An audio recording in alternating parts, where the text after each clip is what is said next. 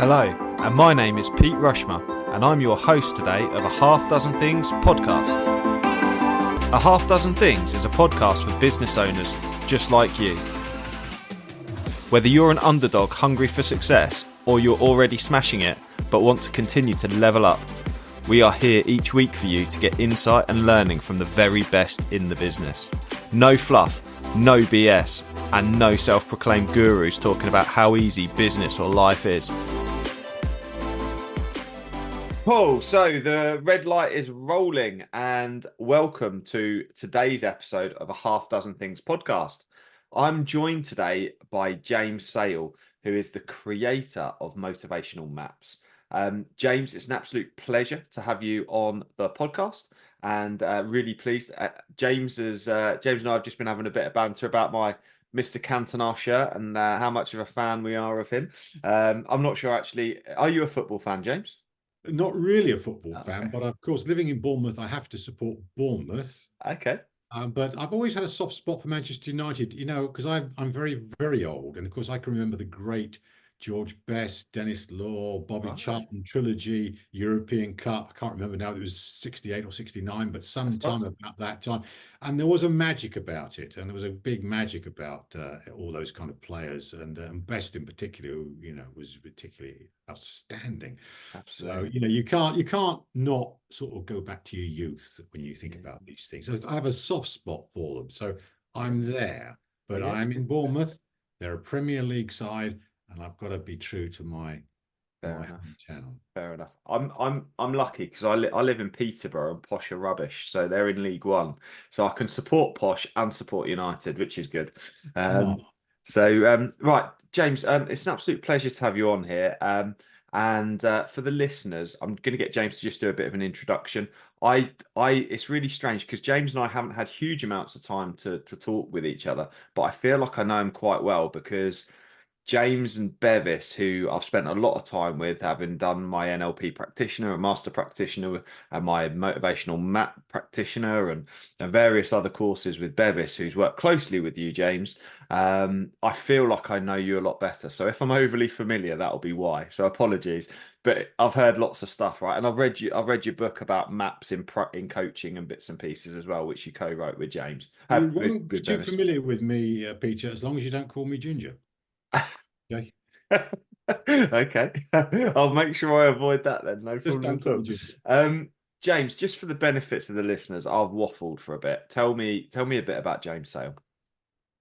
Well, I'm a very, very, very old man, and I've been around a long time, and I've been a coach, consultant, trainer for near on 30 years now. Before that, I was a teacher for 15 years in the comprehensive system, and I ended up as a deputy headmaster of 2 large comprehensive schools, but I'd reached the end of the line in the mid 90s, and I needed a change. And I began this process of reinventing myself and running a business by doing training, coaching, consulting, that kind of thing. And it was all very, very exciting. So I've had a background where I've been effectively training kids. We call it teaching, but training kids. And I've had a background where I moved on to doing adults. And that is the backbone of where I'm coming from in terms of motivational maps. And I reached a point after 9 or so years of doing the training where I'd realized I'd picked up a huge amount of knowledge and skills and information and stuff, which was really quite mind-blowing. And I spotted there were some patterns in some of the information that I had been working with clients. Originally, by the way, for 7 years, when I first started, I got into this game by getting myself trained up as an Investors in People advisor. So that was how I got into this whole people thing with Investors in People. I left it finally. So I noticed these patterns. And so from those patterns, I uncovered, invented motivational maps. So I think 2 things which are of interest really to the client. You mentioned to me before we came on air about feedback, but what was really interesting was being an Investors in People advisor.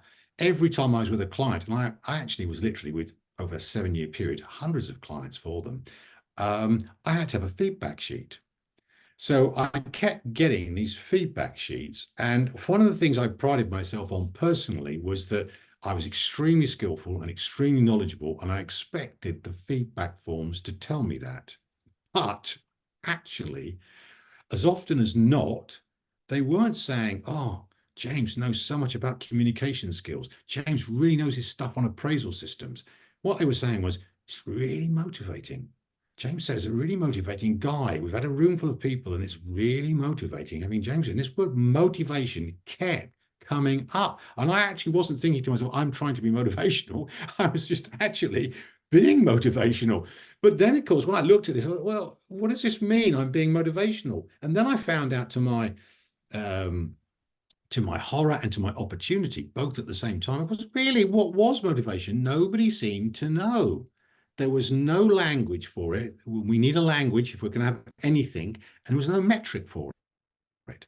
So there's no way of measuring it. There's no way of describing it except in rudimentary terms. So the best rudimentary terms are what I would call NLP terms. In other words, away motivation towards motivation, which essentially derive from Freud and the pain pleasure principle. When we're in pain, we move away from it. When we're having pleasure, we want more of it. And so these two kinds of motivation, that was a very, to me, primitive language. It was a good language, but it was a primitive language. And I thought, well, actually, there's got to be more to it than that. So using what I discovered in the 9 or 10 years, I then looked at three models, Maslow, Edgar Schein's career anchors, and a personality tool called the Enneagram. And I realized there were these massive overlaps that between them could help define what motivation is, provide a coherent language, and provide a metric, which was the all-important thing that needed to happen to really sell, in inverted commas here, market the product. It needed this kind of stability. And so that, in a way, was how this came about from this background that I developed Motivational Maps. Incredible. It's absolutely incredible. And I'm almost in awe, if I'm honest, James, because I've done several maps. My journey personally with maps started about 5 or 6 years ago, where I first started out in business myself and had a map done on me. And at the time, naturally, I was a very off the charts builder, because I was in this position where I had a family and kids to feed, and I needed to make some bread and that sort of stuff, and try and have a few pennies left over at the end of the day to buy some food and stuff like that, which was fascinating. And I found the whole process quite fascinating. And then obviously over the years, and more recently in the last year or so, I qualified as a practitioner myself. So um, I just thought I'm in awe really of how you've created it, and I'm aware through delivering ILM training and stuff of Maslow and various other things, and obviously at the recent the recent conference that Bev has put on for Magenta, you talked about the Enneagram as well, which we'll maybe talk to a little bit, or maybe it's now a good time to talk about the Enneagram. Talk about it anytime you want. Yeah, Let me okay, fit cool. in with So your agenda. we've just had a bit of background on how you created maps. The Enneagram is linked, isn't there? There's some links. Are you able to just sort of explain what the Enneagram is, and Yes. sort of how that links to maps? Well, I think all your viewers and listeners will know that there is a thing out there in the world called a personality profiling tool, and sometimes they're called psychometric tools. But essentially, what they're doing, well, they have differences, obviously, but what they're doing is they are telling you something about your personality, and this personality that you have is, relatively speaking, stable. So when you have these kind of tests, they tell you things like your extroversion versus, say, your introversion. And really, although an extrovert person can become an introverted person, it has to do so by an act of the will, or because of, or and vice versa, an act of the will, or because of some kind of really serious external pressure that makes them adapt their behavior. But once the pressure is released, you revert to the kind of person you are, which is extrovert or introvert. And there are other categories. Now, these are all very fine and good. I found them when I first encountered them myself 30 years ago, perhaps 35 years ago. I found myself, they were very revealing.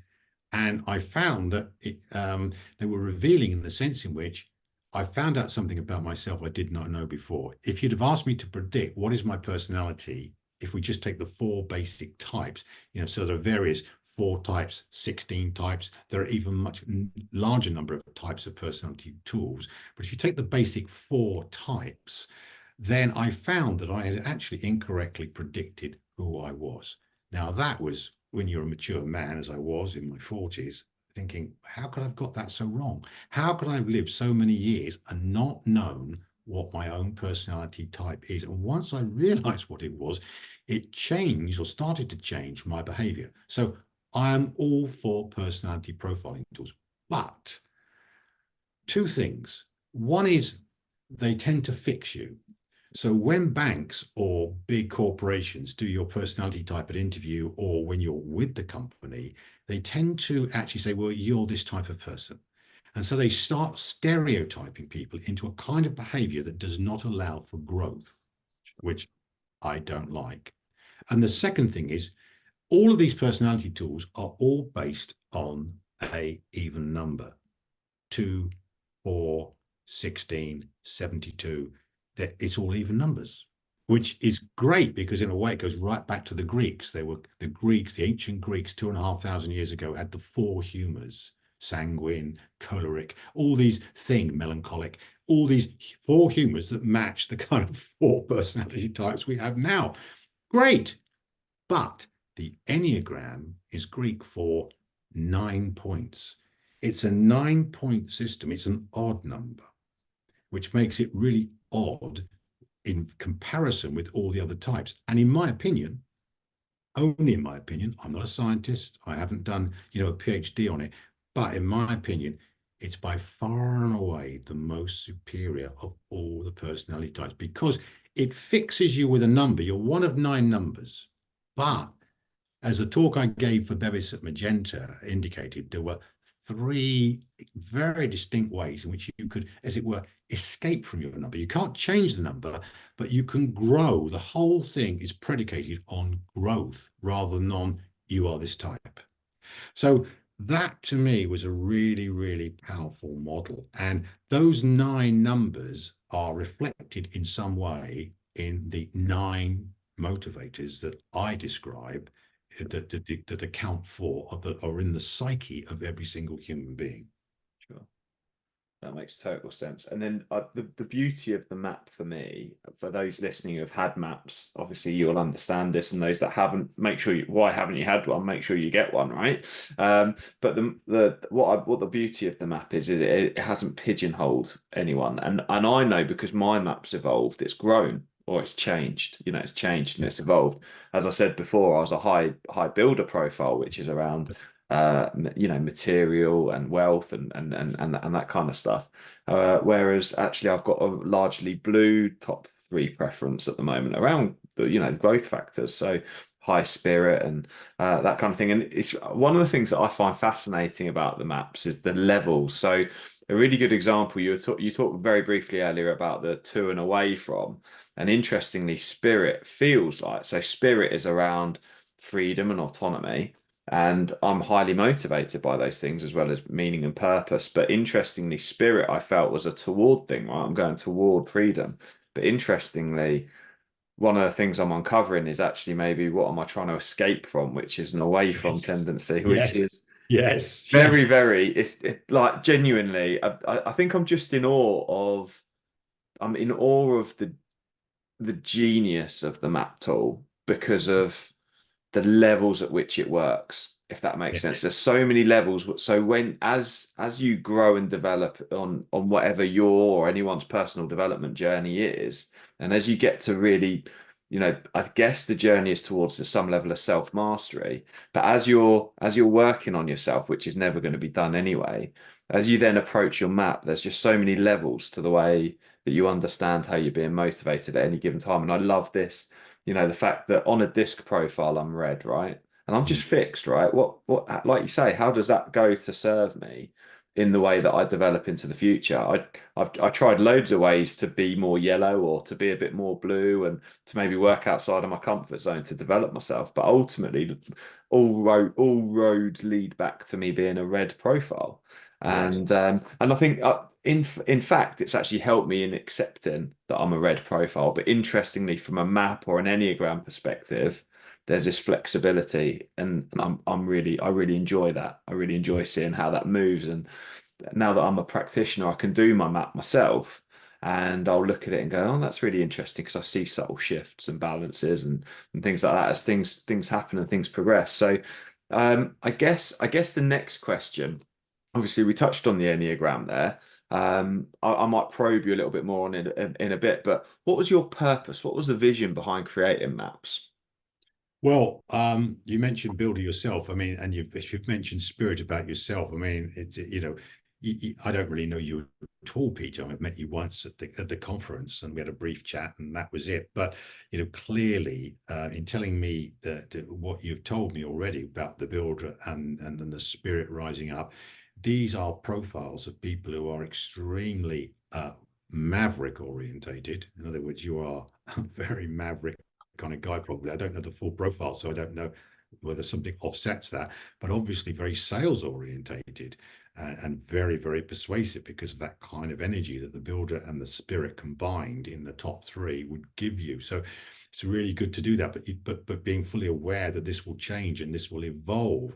Now, to come back to the builder and this point, what was the purpose? There was several purposes. I mean, one is, the purpose of motivational maps, generally speaking, is to increase motivation on a personal level, on a family level, on a kind of business level, and on a global level. We see ourselves as being the tool that can do this. And we had some very good news this morning about the development of our product in China.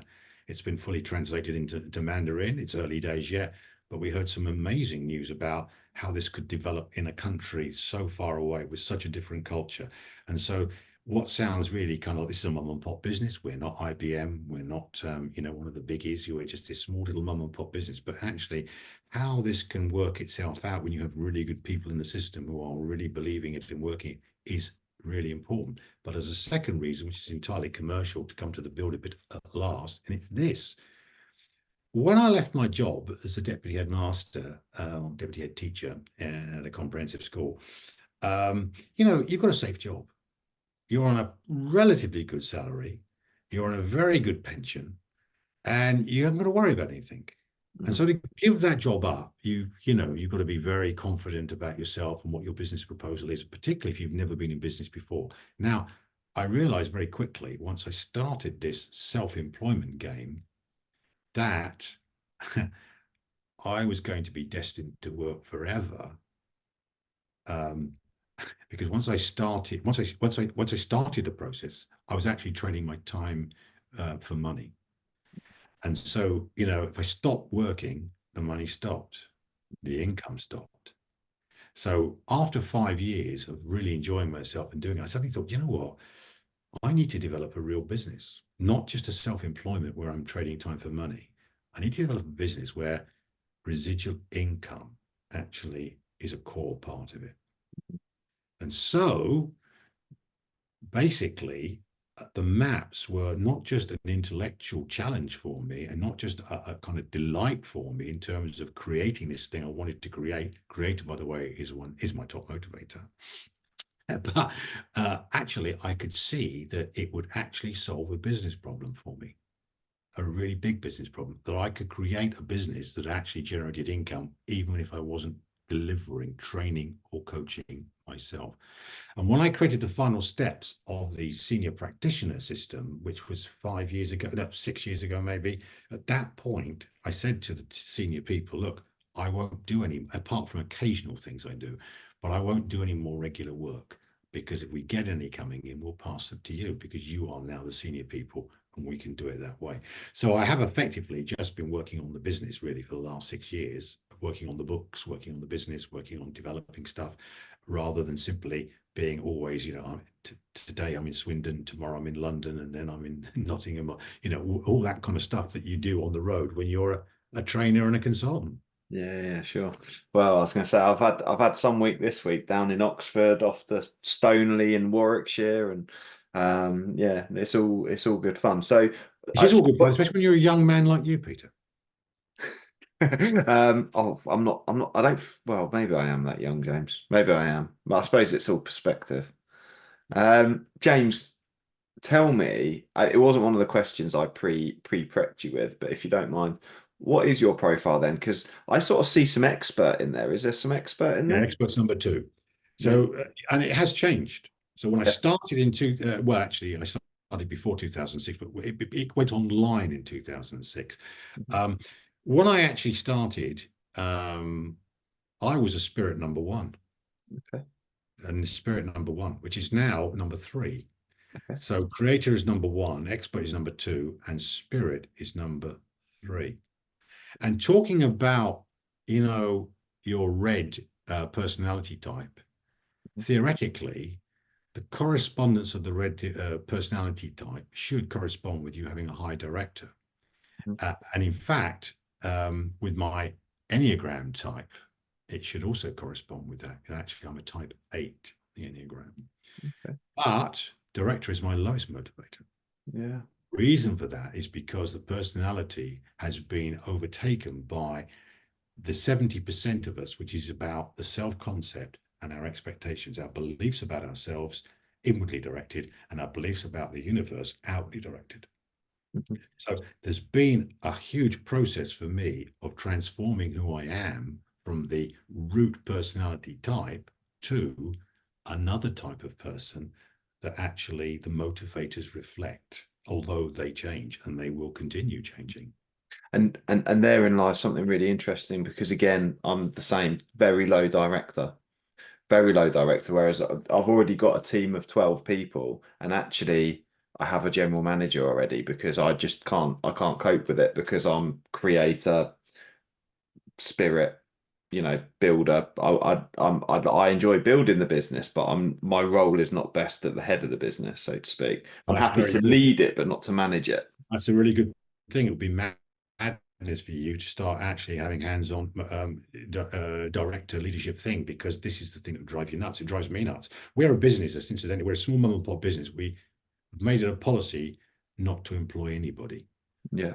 We've had virtual assistants, we've had people coming in to do jobs, you know, consultants, but we don't employ anybody because it would drive us nuts to do so.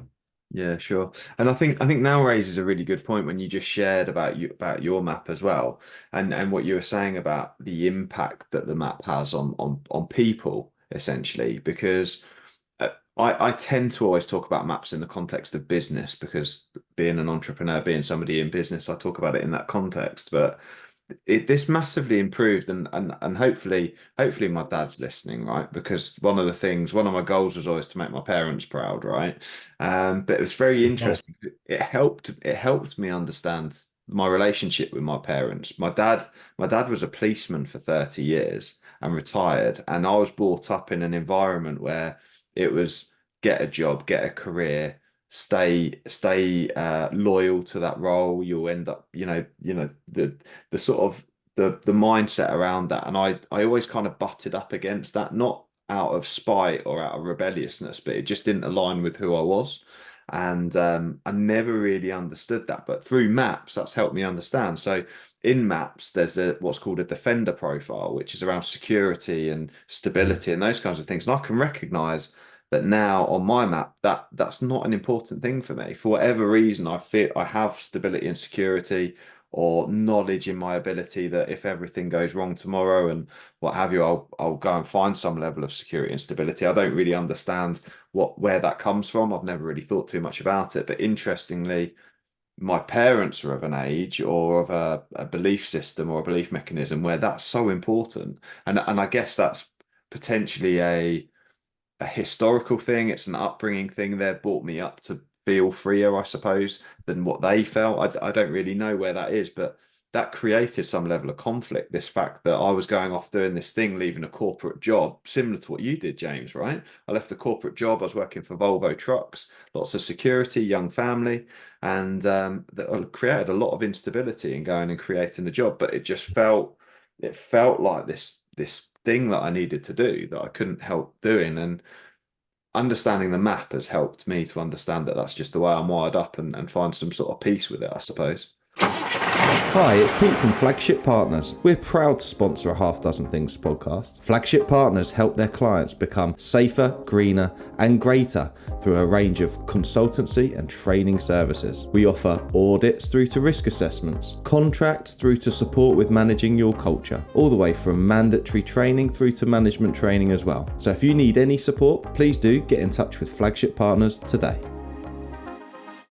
Well, it's very important what you're saying, and in fact, it would be interesting to know your Enneagram number as well, because in fact, from the point of view of security and stability, the number 6 on the Enneagram is very much about, carry on doing what you've always done, and don't do anything new. And that's not a wrong thing, because all the personality types are equal, and all the motivators are equal. It's one of the key was we took into the motivational maps. They're all equal, but when you talk about the defender motivator, and it's very low for you.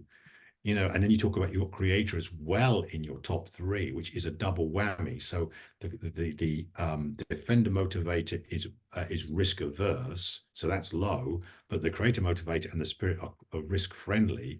You have a high degree of risk, but the thing about the risk for you with the creator is that you want to create something. The problem with working with very large corporations, Volvo is a very large corporation, is you can't create very much. You can be successful, you can do X, Y, and Z, and you can go up the greasy pole, as it were. But the ability to create, which is like a business, an environment, a kind of method, a kind of a whole value system, which is what, you've got 12 people, but 12 people depend on you. And these 12 people are creating something around what you have actually set up. So there's something inherently satisfying to the creator.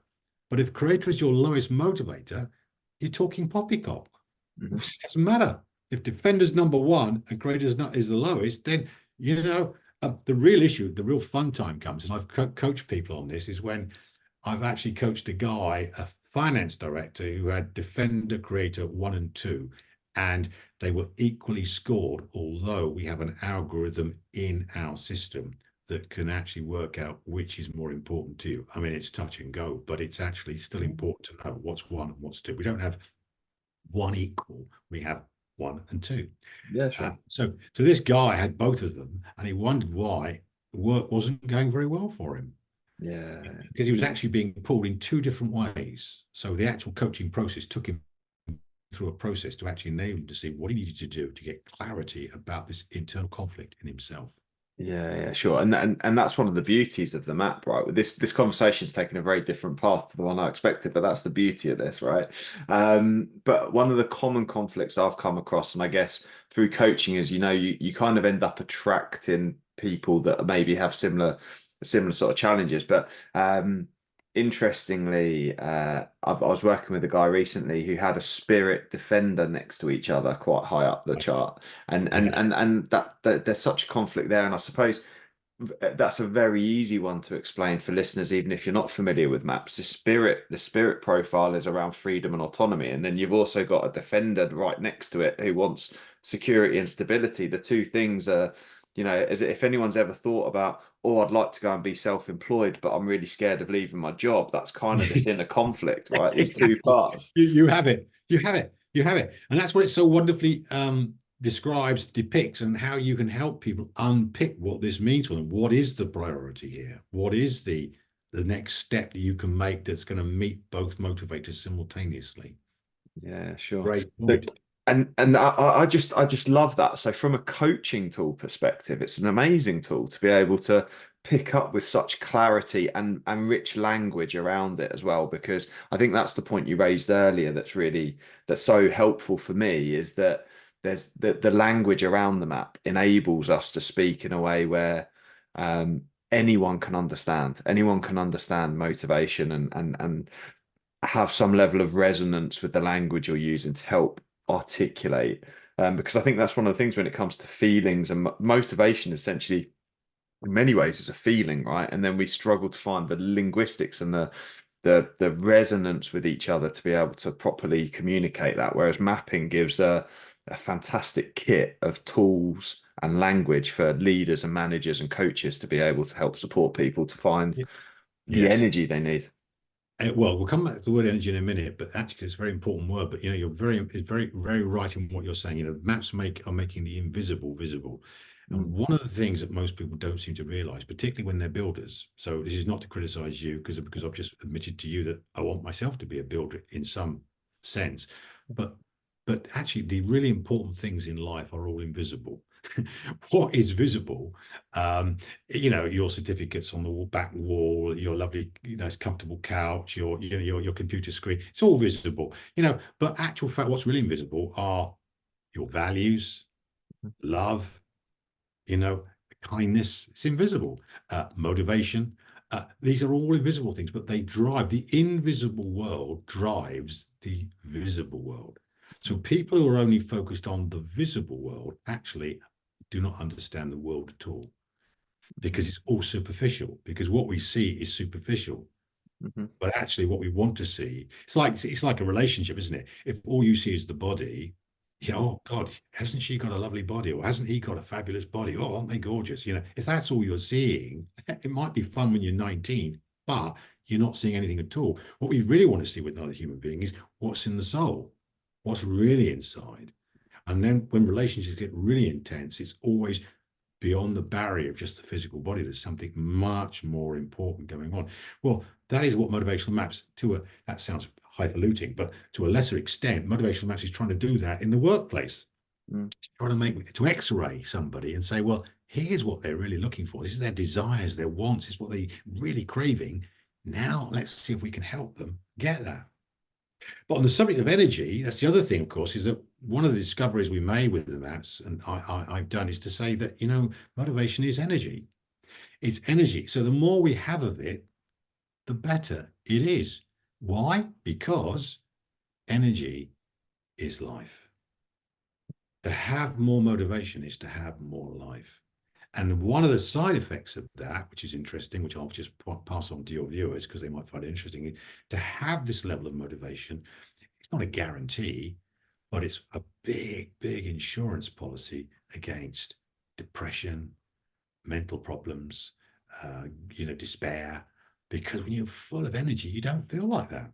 When you're full of energy, these things have less chance of afflicting you. I mean, anyone could have a problem, a mental problem or whatever, or get depressed for something happens. Somebody dies, something dreadful happens in their life. I get that. But if we've got lots, it's like an immunity. It's like white blood corpuscles, and you've got this kind of energy immunity that actually enables you to fend off these negative things that can happen in life. So it's so important to have high levels of motivation.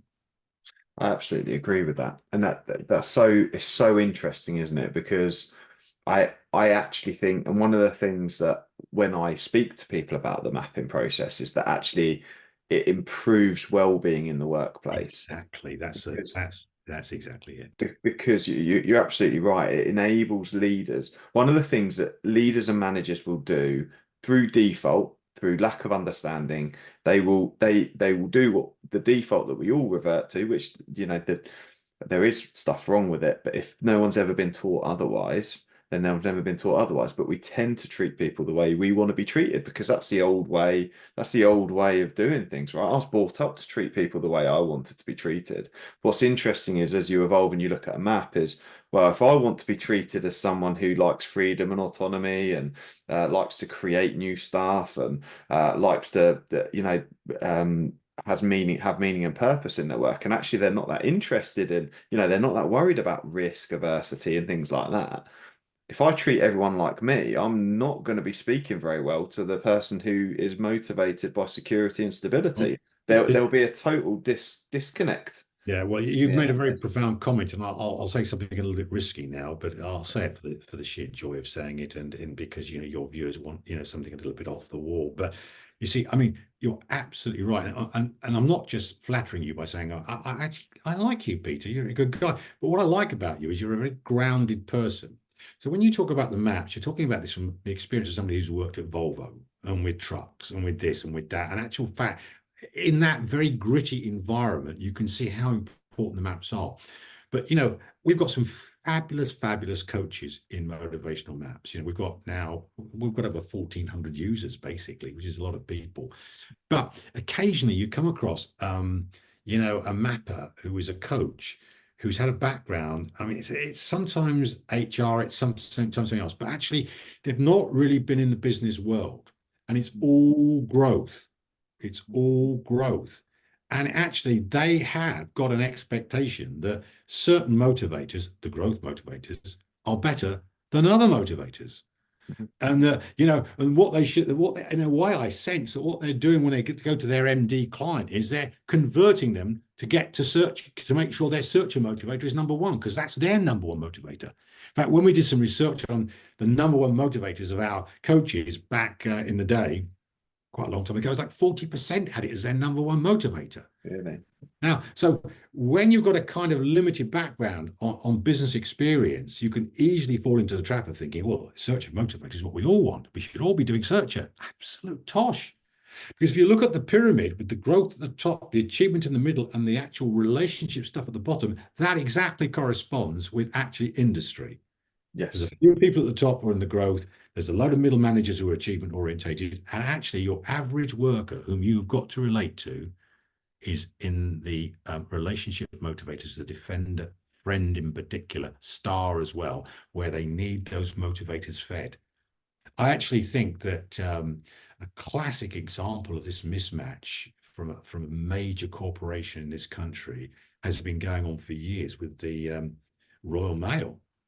When you look at the damned things going on, and what your average postie wants on the ground is security, a team thing, and what you get from the management and all their bright ideas is this constant sort of like, you know, changing the rounds, trying to sort of manage them, micromanage them to the point of extinction. And you just see a complete misunderstanding of people in the growth area with people in the relationship area.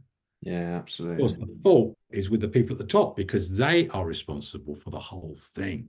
Yeah, absolutely. And that therein lies a massive challenge, is around the meaning of communication is the message that's received, not the one that's projected. Yes. And ultimately, as a leader, if you're not speaking the language of your people, if you're not relating to those people who, like you say, are potentially star oriented, they like to stand out from the crowd, they like to be recognized for the things they're doing, recognition, friendship, ownership, teamwork, stability, vital, absolute vital foundations for a business to focus on. And what ends up happening is at the top level, people go, well, this is our vision and our mission. And actually, I'm guilty of that. I actually had to stop myself. I was delivering a leadership and management course, and being very growth focused, I actually had to, I think that's the way that Maps helps actually, is because when you're super aware of that, you realize your preferences. So you realize your tendency to focus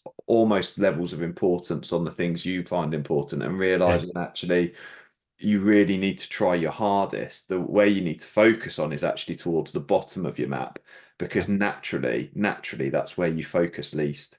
And actually that's where that's where the people you'll least engage with are. And that's the effort to become a great communicator. Absolutely. You're absolutely right. And the other thing that follows on from that is that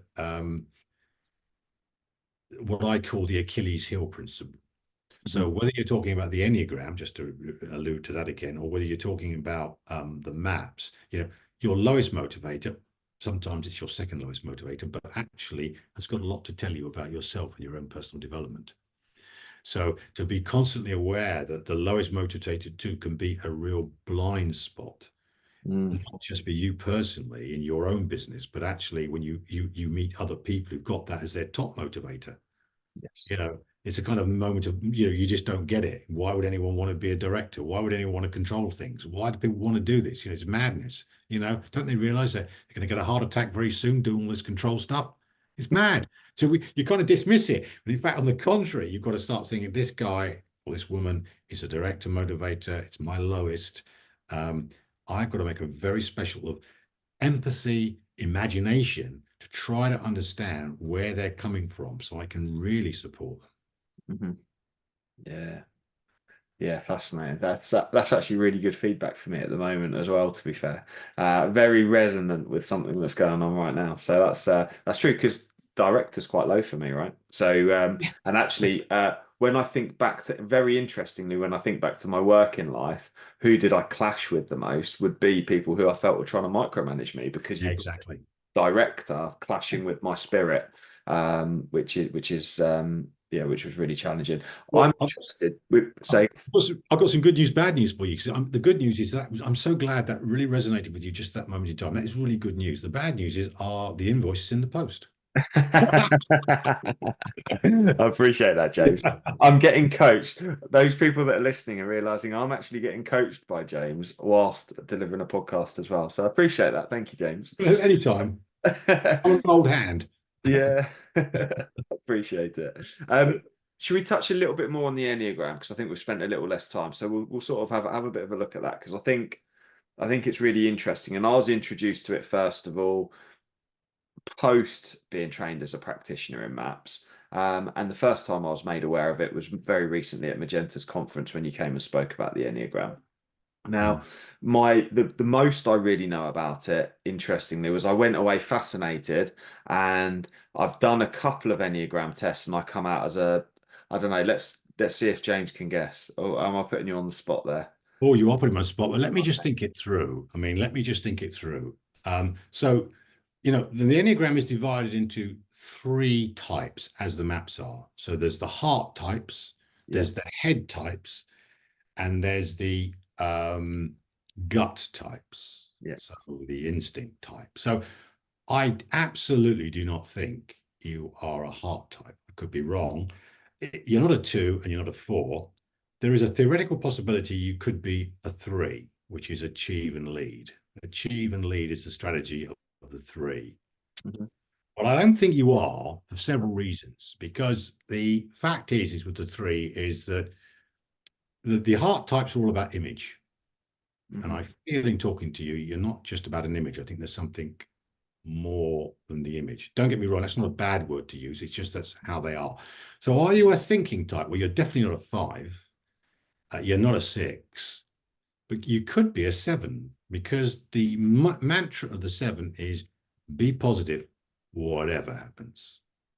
And you strike me as a relentlessly positive person. But I don't, and the 7s are always creating plans. They've always got a plan. They're perennially optimistic with plans. But I don't think you're like that. That means you are going to be either a 1, a 9, or an 8. And actually, you're not a 9. And I don't think you're a 1, because they're moral reformers, which leads to the conclusion that I'm dealing with somebody who is the same as me, an 8. All right, okay. So I would predict you're an 8. Okay, so what is an 8? Because that isn't Oh, what I came. can I swear? Yeah, go for Bastards. They're complete bastards. it. No, the thing about an 8 is their fundamental life strategy is to test people out. Okay. Their fundamental strategy is to test people out. And they are body types who each of the 9 types has a dominant vice. The vice of the 8 is lust. But this doesn't just mean lust as in sexual. It's a sort of lust for power. It's a sort of lust for dominance. It's a lust to win. So at the top end of it, you have somebody like Martin Luther King would have been an 8. But at the bottom end, Al Capone would have been an 8. Sure. So they're quite, in Greek mythology, when Odysseus goes on his journey round from Troy back to Ithaca, he encounters all 9 types. And the type that represents the 8 is the Cyclops. So these tend to be giant people with massive amounts of energy, whom you don't get in the way of. But they, of course, Cyclops have got one eye, so they have a single focus, and they sometimes fail to see things stereoscopically. And the key thing for the 8, you haven't denied that you're an 8 yet, so you're getting me to talk about something. I am. The key thing for the 8 is to think about the movement on the Enneagram to 2. Mhm. The movement, so in fact, they have to rediscover their heart. Mhm. Because the movement to 2 is a movement to give and to care, which as a natural 8, they tend not to do too much of. It's very interesting because I have come out as an achiever, but that 8 feels more right, if that makes sense, which is strange. Yes. So a number 3, I've come out as a number 3 when I've done the Yes. test.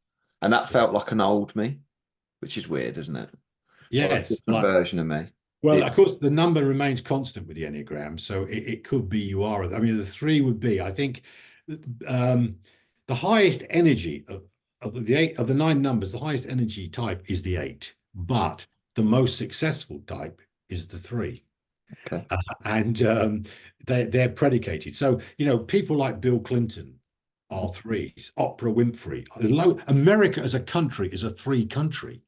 Right. It's predicated on success, achievement at all costs.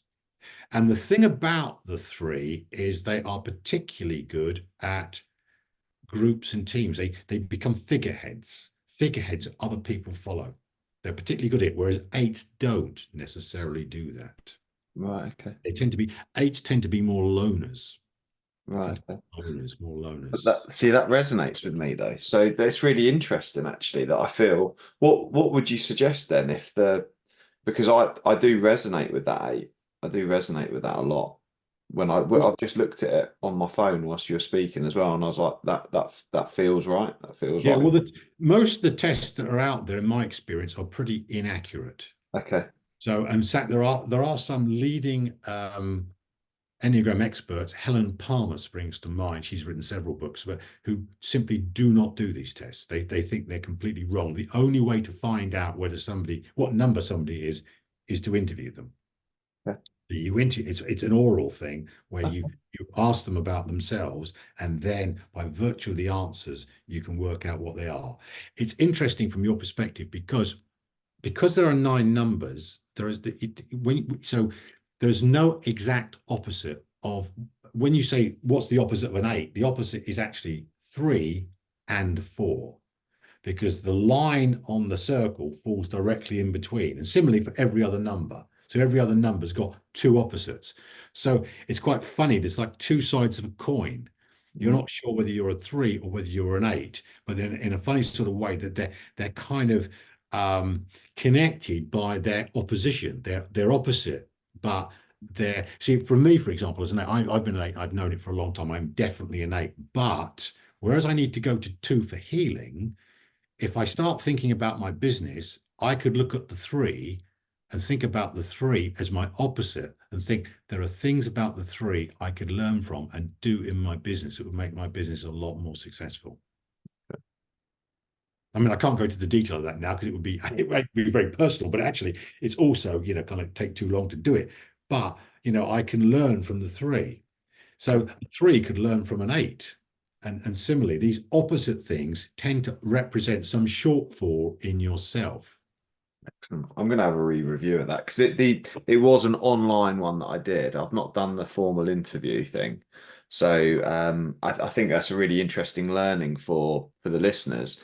Go by all means, go away and do the online because there's free versions online. Oh, yeah, there's some good things out there. Yeah. You can go and have a bit of a research into it, but yeah, it's Well, very. I'll give you three books that I'd recommend people read. Obviously, I'd recommend Mapping Motivation, my own book, because it's got a chapter on the Enneagram and personality tools and how they relate to the motivational maps themselves. So just for the chapter 2, it's probably worth a good read. But specifically on the Enneagram, 2 books, and I've read probably 40 books on this, but the 2 books I'd recommend are a book called What's My Type by Kathleen Hurley and I think it's Michael Dobson. Hurley and Dobson. What's My Type? That is a really fascinating. It's not that long a book. It's fascinating though because of the insight that she's got into the Enneagram.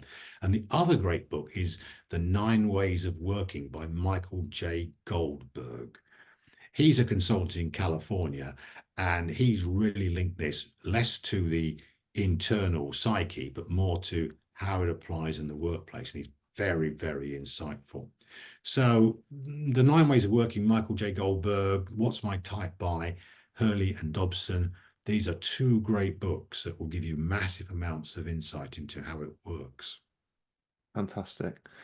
James, thank you so much. It's been I can't believe that we've had an hour fly by quite so quickly. I can't believe it's 1:30 already. So that feels like a real natural opportunity for us to just sort of ask you if people are interested and they want to learn more about, I was conscious what you're saying about the way you want to run the business. So it might not be right for me to direct people directly to you in the way your business works. But what's the best way of people getting engaged with Motivational Maps? What's your call to action for listeners if they want to find out more? Well, I think the key thing it should be the website, which is www.motivationalmaps.com. So Motivational Maps is just one word. So www.motivationalmaps.com will take you to a website that is, to be quite frank, chock-a-block, not just with information, but with practical stuff that you can actually use and ideas. And it's not just even me. We've got quite a lot of our licensees who are actually do videos or provide information. It's very, very rich. And you probably know, I think is it the 12th of July? The 12th of July? I think actually we have a conference coming up. It is Friday the 12th, I think. Friday the 12th.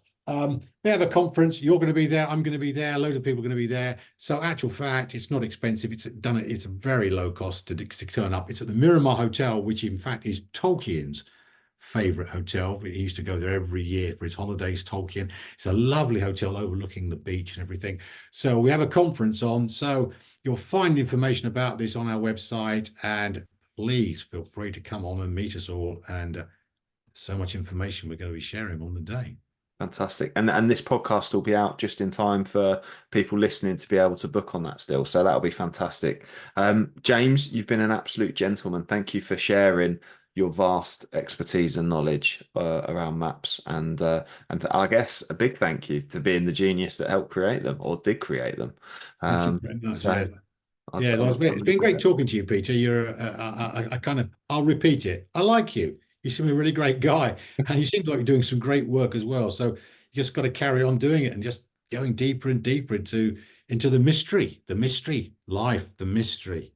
Yeah, absolutely. And I'll tell you one last story before I go. Go for it. Back in the 50s, the most famous philosopher in the world was a guy called Bertrand Russell. Bertrand Russell was this famous philosopher, and he became not only famous as a philosopher from Oxford and all the rest of it all, because in the 50s television started. He started appearing on television shows, but these were much more intellectual in those days. So he was a well-known face.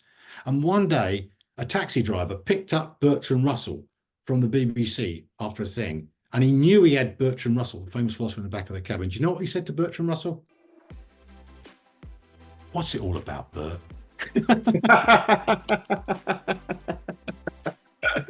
Oh, brilliant. The simplest of people have got the profoundest of questions. What's it all about, Bert?